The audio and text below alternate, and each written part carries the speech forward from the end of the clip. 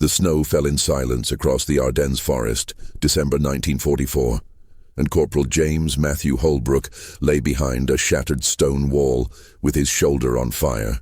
The German counter-offensive had shattered his platoon 3 days earlier, scattering them into the frozen woods near Bastogne. Now he was alone, 200 yards from a farmhouse where Wehrmacht officers were gathering, and the .30-06 cartridge in his M1903A4 Springfield was the only round he had left. 1 bullet. 5 enemy officers. A choice that would haunt him forever. If you want to discover how Corporal Holbrook survived the aftermath of that impossible shot, and whether the weight of that decision ever lifted, subscribe now and stay until the end. This is a story about courage, but also about the cost no one talks about. His shoulder throbbed where shrapnel had torn through the muscle during the artillery barrage that killed his spotter. The wound had stopped bleeding, but the arm hung heavy and useless. He could feel his heartbeat in the torn tissue, a metronome of pain that made holding the rifle nearly impossible. His right hand trembled slightly, not from cold, but from exhaustion and shock. The scope's crosshairs wavered as he tried to steady his breathing. Through the lens, he could see 5 German officers standing near a Kubelwagen, studying maps spread across its hood. Their breath created small clouds in the frozen air. One of them pointed southeast toward American positions. Holbrook had been a practicing Methodist before the war, the kind who attended Sunday service without fail, and believed in the commandments his father had taught him. "Thou shalt not kill." The words echoed in his mind, even as his finger rested against the trigger guard.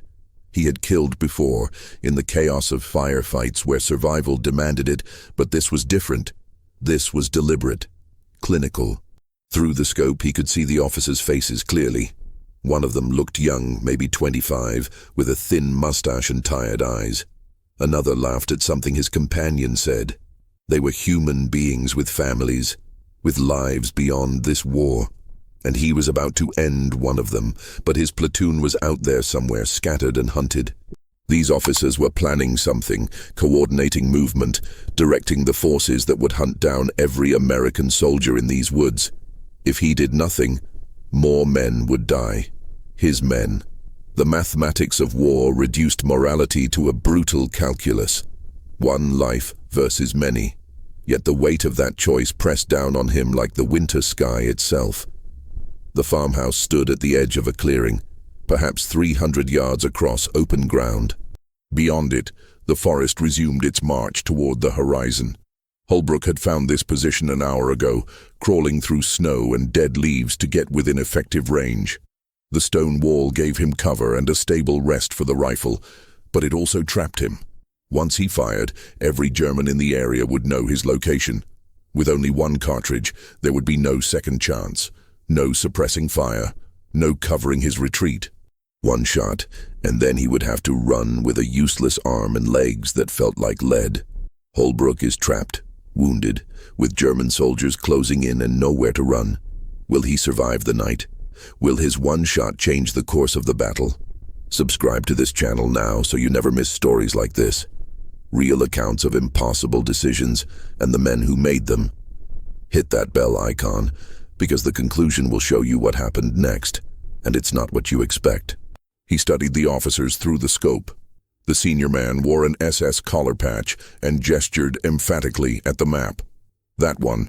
He had to be coordinating the operation. But killing him would not stop the others. They would simply continue with the plan. Unless... Holbrook's eye caught something else. The Kubelwagen itself sat at an angle, its fuel tank exposed on the near side. If he could hit that tank just right, with the 1 incendiary-tipped round he had been saving, the explosion might take them all. It was a desperate gamble. The tank was small, maybe 18 inches across, and a miss would accomplish nothing. His breathing came shallow and quick.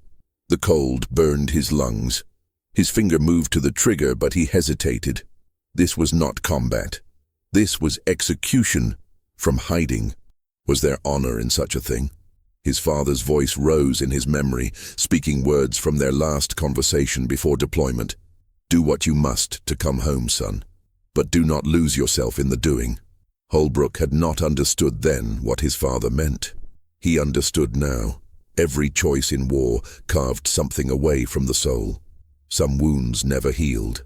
The scope's reticle settled on the fuel tank. Distance, approximately 280 yards. Wind, minimal, maybe 3 miles per hour from the northwest. Temperature, somewhere around 28 degrees. The cold would affect the round's trajectory, pulling it slightly down and right. He adjusted his aim, compensating for the conditions. The Springfield's trigger had a clean break at about 6 pounds of pressure. He knew this rifle, had fired thousands of rounds through it during training. But training never prepared you for this moment, when a human decision became a mechanical action. One of the officers moved away from the Kübelwagen, walking toward the farmhouse. 4 remained. Holbrook's window was closing. He forced his breathing to slow, fighting against the panic that clawed at his chest. His shoulder screamed with each heartbeat. The tremor in his hand worsened. He could not hold this position much longer. Now or never. The phrase repeated in his mind like a prayer. Now or never. He thought of his spotter, Tommy Briggs from Ohio, who had died calling for his mother, 22 years old. Tommy used to talk about opening a hardware store after the war, marrying his sweetheart Catherine, having kids who would never know what their father had seen. Now Tommy lay somewhere in the snow, his dreams frozen with him. Holbrook had pulled him to cover during the barrage, had held his hand as life drained away. Tommy's blood had soaked into the same uniform Holbrook wore now, brown stains that no amount of snow could wash away. The officers clustered closer around the map. One of them pointed directly at Holbrook's position, and for a terrifying moment, he thought they had spotted him. But the gesture swept past, indicating the woods beyond. They were planning a sweep. His platoon, wherever they were hiding, would be caught in it, unless he acted. The mathematics returned, cold and merciless. 1 shot, 5 targets, countless American lives hanging in the balance. Holbrook's training took over, the mechanical process of shooting that the Army had drilled into him until it became instinct. Steady the rifle. Control the breathing. Find the natural pause between heartbeats. Acquire the target. Apply pressure to the trigger, smooth and gradual, until the break surprises you. The scope's crosshairs settled on the fuel tank, just below the filler cap, where the metal would be thinnest. His finger began the slow squeeze. A gust of wind shook snow from the trees, momentarily obscuring his view. When it cleared, one of the officers had stepped directly between his sight line and the Kübelwagen. Holbrook held his breath. The officer lingered there, studying something on the ground. Seconds stretched into an eternity. Holbrook's lungs burned. His vision began to tunnel. Then the officer moved, and the fuel tank reappeared in the scope. The Springfield fired with a crack that shattered the winter silence. The recoil drove into Holbrook's wounded shoulder, igniting fresh agony that whited out his vision. Through the pain he saw the incendiary round punch through the thin metal of the fuel tank. For half a second, nothing happened. Then the Kübelwagen erupted in a ball of orange flame that consumed the officers in an instant. The explosion rolled across the clearing like thunder, followed by the screams of burning men. Holbrook did not wait to see the result. He rolled behind the stone wall as rifle fire cracked through the air where he had been lying. German voices shouted orders. Boots crunched through snow. They were coming.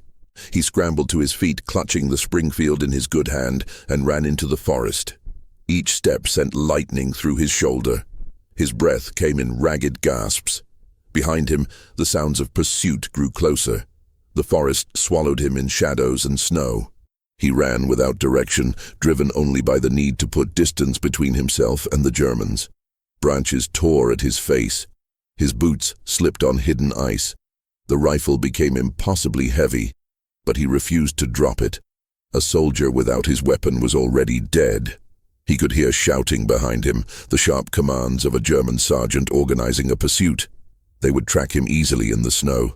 His footprints left a clear trail. Holbrook's right boot broke through a concealed hollow, and he went down hard.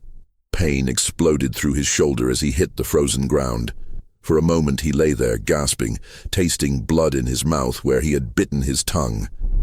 The voices grew louder. He forced himself up, staggered forward, 100 yards, 200. His legs felt like water. The forest spun around him. He nearly missed the ravine. The ground simply dropped away, a steep cut in the earth that fell maybe 20 feet to a frozen creek below. Holbrook slid down the embankment, half falling, using the rifle as a brake. He landed in a crouch beside the ice, breathing hard. Above him, the sounds of pursuit continued past, moving deeper into the woods. They had lost his trail in the ravine. For several minutes, Holbrook remained motionless, listening. The voices faded. The forest returned to its winter silence. Only then did he allow himself to examine his situation. The shoulder wound had reopened, bleeding fresh through his uniform. He had no ammunition, no food, no water. His canteen had frozen solid. Night would fall in a few hours, and the temperature would drop below zero. Without shelter, he would not survive until dawn. But he was alive. 5 German officers were not. The calculus had played out. He had made his choice, pulled the trigger, and changed the small piece of war he could reach. Whether that choice was right or wrong, whether God would forgive him or condemn him, these were questions for another time. For now, survival was the only mission that mattered. Holbrook started moving along the creek bed, heading west toward where American lines should be. Each step was agony, but he pushed forward. The Springfield hung from his good hand, empty but still essential. A soldier's weapon was his identity, his purpose, his last line of defense, even when it held no bullets. He would not abandon it. The creek led him through a narrow valley, walls of earth rising on either side. In the fading light, he noticed something ahead, a shape that did not belong to the forest. He approached cautiously, every sense alert. It was a farmhouse, partially collapsed, its roof caved in on one side. Smoke rose from somewhere within. Not fresh smoke, but the old smell of burned wood. The building had been hit by artillery, maybe days ago. Holbrook circled the structure, checking for threats. The windows were blown out, the door hung crooked on broken hinges. Inside, he could see the remnants of civilian life. A table on its side, shattered dishes, a child's toy half buried in debris. The family who lived here had either fled or died. He hoped they had fled. In what remained of the kitchen, he found a small cache that the original occupants must have abandoned. 2 cans of preserved vegetables, a jar of water that had not yet frozen, and a wool blanket thick with dust. It was treasure beyond measure. Holbrook sank to the floor, his back against the wall, and allowed himself a moment of relief. He ate 1 can of vegetables cold, forcing down the metallic taste. The water was icy but pure. He wrapped the blanket around his shoulders, cherishing the small warmth it provided. Outside, darkness fell across the Ardennes. Somewhere out there, his platoon was hiding, trying to survive. Somewhere out there, more Germans were hunting them. And somewhere in these woods, the consequences of his single shot were rippling outward in ways he could not predict. Holbrook closed his eyes, but sleep would not come. He kept seeing the officers through his scope, the young one with the mustache, the one who had laughed. They had been human beings with thoughts and fears, and people who loved them. Now they were ash and memory. He had done this thing. No amount of military necessity could erase that fact. The weight of it settled into his bones, a burden he would carry forever. Through the broken wall, he could see stars appearing in the clearing sky. The same stars that shone over Ohio, over his mother's house where she waited for news of her son. He wondered what she would think if she knew what he had done today. Would she understand? Would she still recognize the boy she had raised to believe in mercy and compassion? The night deepened. The cold intensified. Holbrook huddled under his blanket, conserving what warmth he could. His shoulder had stopped bleeding again, but infection was now a serious risk. Without medical attention, the wound could kill him as surely as any German bullet. He needed to reach American lines, but he had no idea where they were. The battle had scattered units across miles of forest. He could wander for days without finding help. As exhaustion finally began to pull him towards sleep, Holbrook heard something that made his eyes snap open. Voices, German voices, speaking quietly somewhere near the farmhouse. They had tracked him here, after all. He forced himself up, gripping the empty Springfield, and moved silently to the window. Through the darkness he could see shapes moving between the trees. At least 6 men, maybe more, conducting a methodical search. They were coming closer to the farmhouse, and there was nowhere left to run. Holbrook pressed himself against the wall beside the broken window, barely breathing. The German voices drew closer, their boots crunching through snow and frozen debris. He counted at least 8 soldiers from their movements, a full squad conducting a grid search of the area. They knew someone had been here. His tracks in the snow led directly to this farmhouse. There was no escape, no way to fight with an empty rifle and a shattered shoulder. He was trapped. The first German reached the doorway, his Mauser rifle raised and ready. Holbrook could see him clearly in the moonlight that now flooded the clearing. Young, maybe 19, with fear evident in his careful movements. The soldier called out something in German, a challenge or warning. Holbrook understood none of it, but the meaning was clear enough. Come out or die inside. His fingers tightened on the Springfield stock. The weapon was useless, but muscle memory refused to let it go. Years of training had made the rifle an extension of his body, empty or not. He thought about rushing the doorway, using the Springfield as a club, taking at least one enemy with him before they cut him down. It would be suicide, but perhaps better than capture. Stories of what happened to snipers in German captivity had circulated through his unit. The SS considered them criminals, not soldiers. Death would be slow. The young German stepped through the doorway, his rifle sweeping the ruined interior. His eyes had not yet adjusted to the darkness inside. Holbrook had perhaps 2 seconds before the soldier would see him. 2 seconds to decide whether to die fighting or surrender and hope for mercy from men whose officers he had just killed. The mathematics of war had become brutally simple. Certain death now versus probable death later. Then a voice called out from the forest, sharp and commanding. The young soldier froze, turned, answered in German. Holbrook caught one word he recognized. Zurück, back. The soldier backed out of the doorway, maintaining his aim on the interior, but retreating to rejoin his squad. Through the window, Holbrook watched as an older German sergeant gathered his men, gesturing toward the north. They were being recalled. Some more urgent priority had superseded the search for one wounded American sniper. The squad moved off into the darkness, their voices fading into the winter night. Holbrook remained frozen against the wall for another 10 minutes, certain it was a trap, convinced they were simply waiting for him to reveal himself. But the forest remained silent, except for the wind moving through bare branches. They were truly gone. His legs gave out and he slid down the wall to the floor, shaking uncontrollably. Not from cold, but from the chemical aftermath of terror. He had been seconds from death or capture, and some piece of luck or divine intervention had pulled him back from the edge. His father would have called it providence, a sign that God had plans for him still. Holbrook did not know what to believe anymore. Too much had happened. Too much had been lost. The comfortable faith of his childhood seemed impossibly distant now, belonging to a different man in a different world.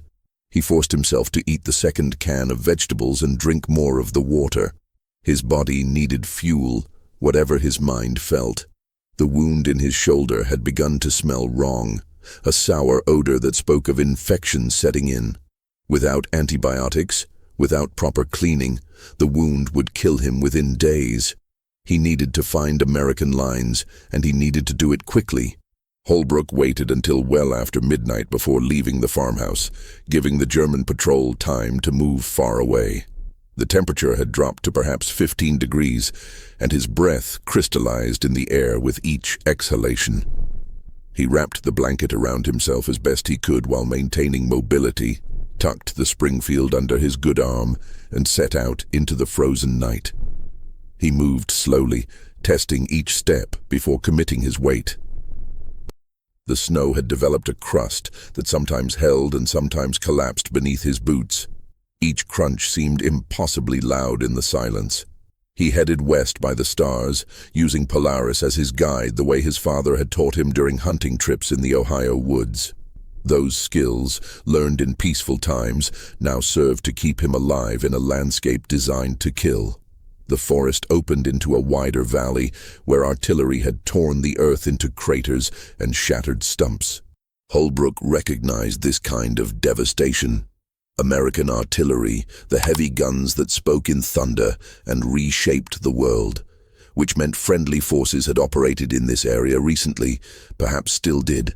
He moved faster now, hope driving him forward despite the pain and exhaustion. Dawn came slowly, light seeping into the eastern sky like a reluctant promise. With it came sounds. The distant rumble of engines, the crack of rifle fire far to the south, the bass thump of artillery exchanging fire somewhere over the horizon.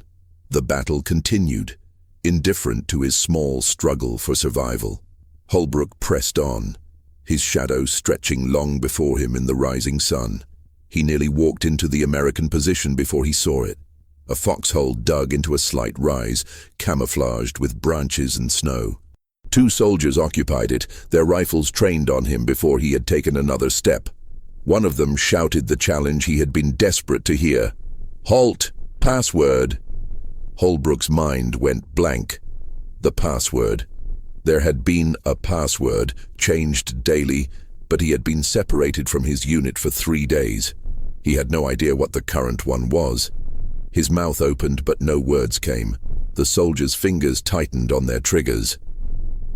One wrong move, and they would fire, unable to distinguish between a genuine American and a German infiltrator in a stolen uniform.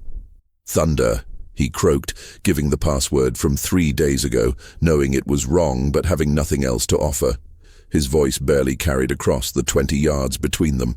"Corporal James Holbrook, 2nd Battalion, 506th Infantry. I've been cut off since the 18th. The soldiers did not lower their weapons. The one on the left, a sergeant by his stripes, studied him carefully. "What's your commanding officer's name?" "Captain William Morrison, from Texas. Has a scar on his left cheek from a training accident at Benning."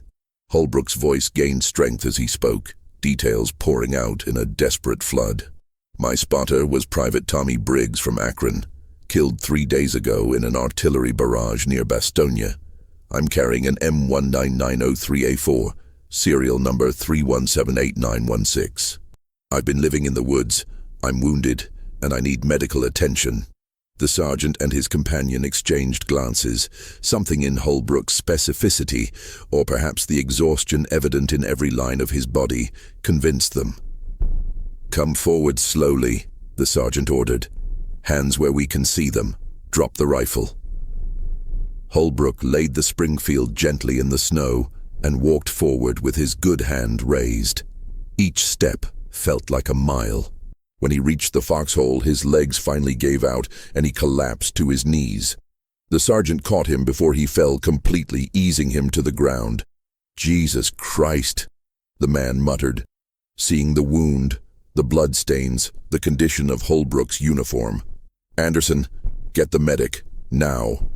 The world began to blur at the edges. Holbrook felt hands examining his shoulder, heard voices discussing infection and evacuation. Someone gave him water, real water from a canteen, and it tasted like salvation. "The officers," he mumbled, trying to make them understand. 5 German officers, near a farmhouse. "I got them. 1 shot. The Kubelwagen." "Easy, Corporal," the sergeant said, his voice calm and professional. "You're safe now. Save your strength." But Holbrook needed them to know, needed someone to understand what he had done and why. They were planning a sweep. My platoon had to stop them. 1 bullet left. "Hit the fuel tank." All 5 went up. His words came in fragments, consciousness fading in and out. "I killed them. Watch through the scope. They were just men doing their job. I killed them all." The sergeant's hand rested on his good shoulder, a gesture of comfort or perhaps simply to keep him still. "You did your job, son. That's all any of us can do." A medic arrived, a young man with steady hands and a serious expression. He cut away Holbrook's uniform around the wound, made a sound of concern, and began cleaning the infected tissue. The pain brought Holbrook back to full consciousness, sharp and immediate. He gasped, but did not cry out.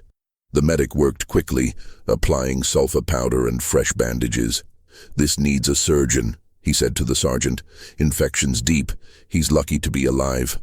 They carried Holbrook to a field station a mile behind the lines, a collection of tents and hastily erected structures where doctors performed triage on an endless stream of wounded men. He lay on a stretcher in the cold, waiting his turn, listening to the screams of men having limbs amputated without adequate anesthesia. The sounds would have horrified him a week ago.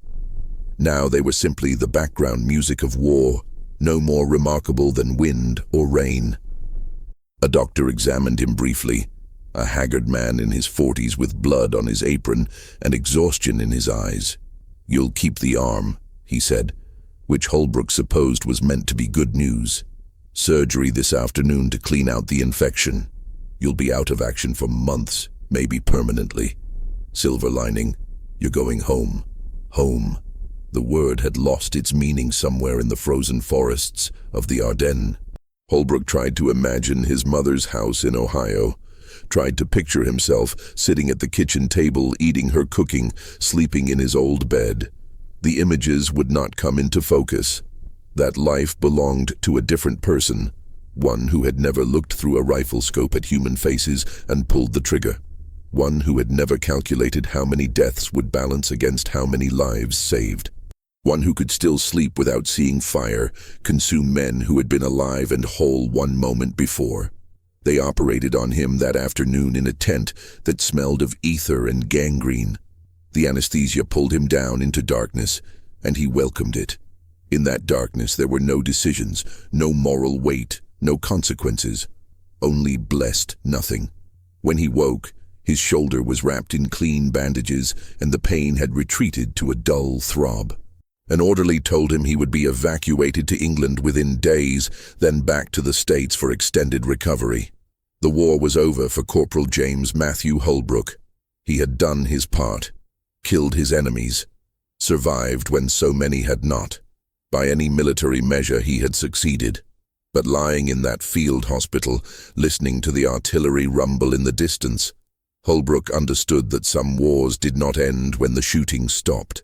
The weight of what he had done would travel home with him, would sit at his mother's table, would lie beside him in his childhood bed. The faces he had seen through his scope, the explosion he had caused, the screams of burning men, these would be his constant companions. Tommy Briggs would never open his hardware store or marry Catherine. Those 5 German officers would never return to their families. The mathematics of war had no column for such losses. 3 days later, they loaded him onto a transport truck heading for the evacuation hospital in Liège. As the truck pulled away from the field station, Holbrook looked back at the Ardennes forest, dark and vast under a grey sky.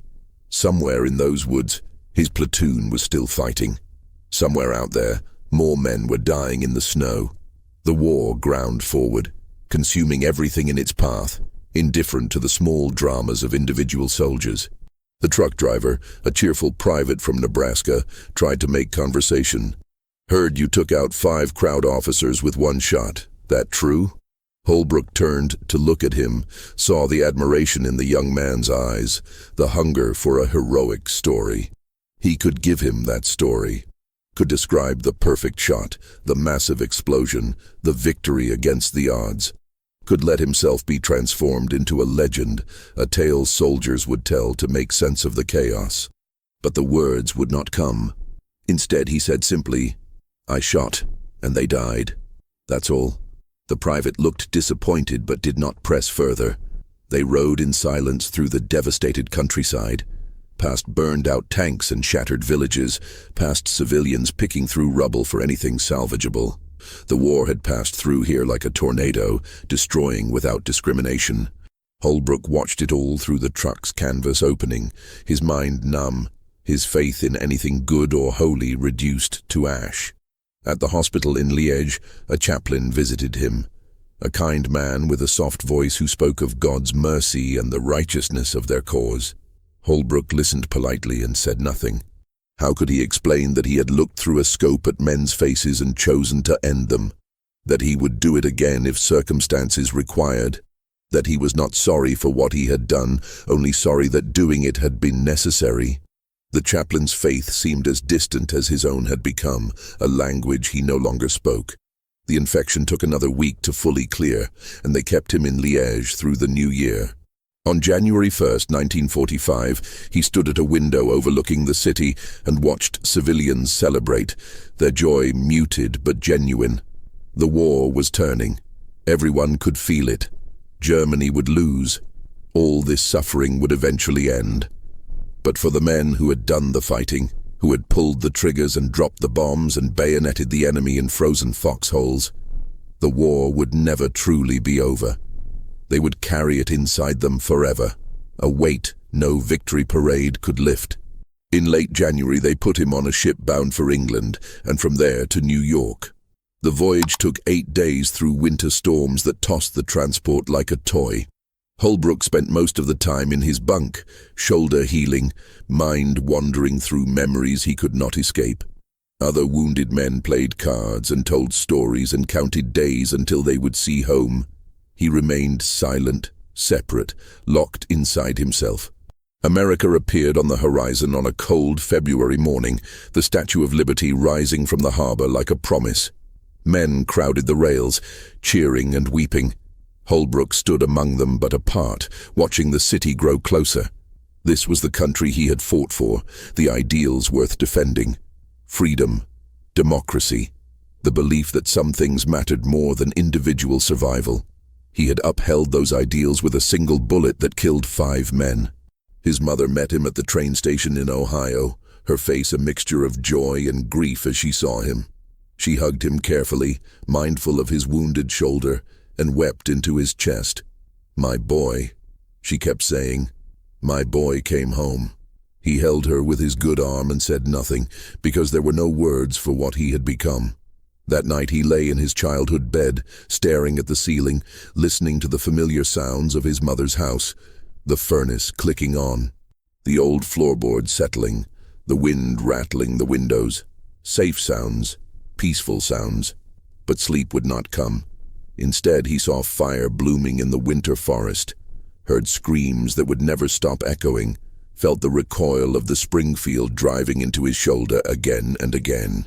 He rose before dawn and walked to the small Methodist church where his family had worshipped for generations. The building stood empty and dark at this hour, its door unlocked as it had always been. Holbrook sat in the back pew where he had sat as a child, and he prayed for the first time since the war began. Not for forgiveness, because he did not know if what he had done could be forgiven. Not for understanding, because war had no understanding to offer. He prayed simply that the weight he carried might somehow, someday become bearable, that the faces in his scope might fade with time, that he might find a way to live with what he had done and who he had become. The sun rose slowly, light streaming through the church's stained glass windows, casting colored shadows across the empty pews. Holbrook sat in that light, wounded and whole at once, a soldier who had come home but would never truly leave the battlefield. Outside, the world went about its business, innocent and ignorant of what men did to each other in distant forests. Inside, one man wrestled with a burden that 5 lives and 1 bullet had created, knowing that this struggle would define the rest of his days. He left the church as the town began to wake, walking slowly through familiar streets that felt like foreign territory. His war was over. The killing had stopped. He had survived when so many had not. These facts should have brought comfort, but they carried no weight against the memories that followed him like shadows. In the end, there were no heroes or villains, no clear victories or defeats. Only men doing terrible things for reasons that seemed necessary at the time, and the long silence that came after, when the justifications fell away and only the weight remained. Corporal Holbrook came home, but part of him never left that frozen forest. His story reminds us that victory has a price that doesn't appear in history books. If this story moved you, If you understand that war is more than tactics and triumph, subscribe to join a community that honors these untold truths, real stories, real sacrifice, real men who carried weights we'll never fully understand. Subscribe now, and let's remember them together. Holbrook would live another 53 years, marry, have children who never fully understood their father's silence, work a quiet job in a hardware store, not unlike the one Tommy Briggs had dreamed of opening. He would never speak about the war except in the briefest terms, would never tell the story of 1 bullet and 5 officers, would carry that weight in private until it became as natural as breathing. And on cold winter mornings, when snow fell soft and silent across Ohio, he would stand at his window and remember a forest in the Ardennes and wonder if he had saved lives or simply added to the infinite ledger of war's terrible mathematics. The answer, he knew, would never come. Some questions have no resolution, only the long echo of consequences that reach across decades, shaping everything they touch. The snow continued to fall,